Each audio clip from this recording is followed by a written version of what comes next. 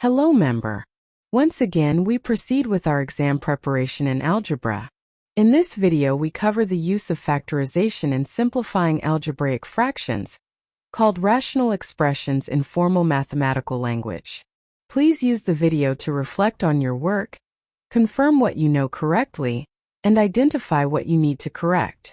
When you are happy, redo the activities for perfection, and then do the other numbers that we left out. Member, enjoy. Right, member. So in question 2, what did they want? So here, what are we doing? We are doing 2a, and what do they give us there? They just give us question 1, which we've just done, in two separate binomials that needs to be simplified, that make a what? That make a fraction. Okay. And what do we call this fraction? Oh, did they tell you in class?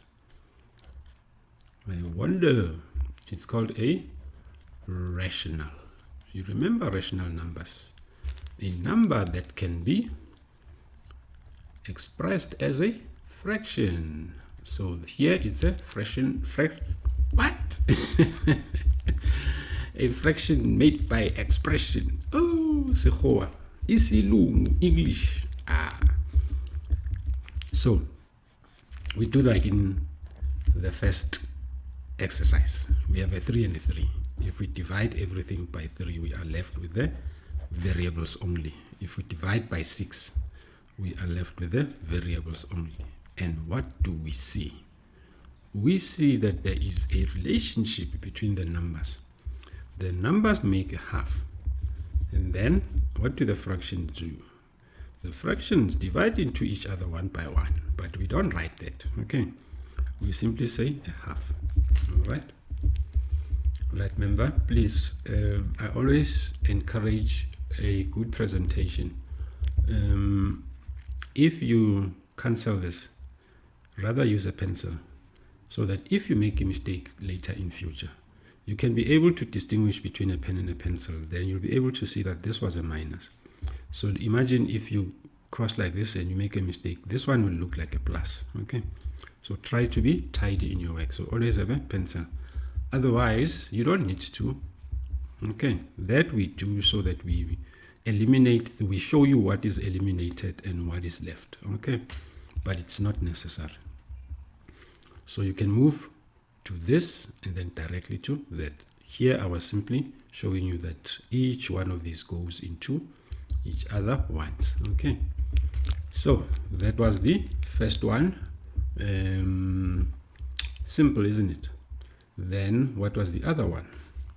Then what they did now, they took again two expressions from the first question. So what did they have there?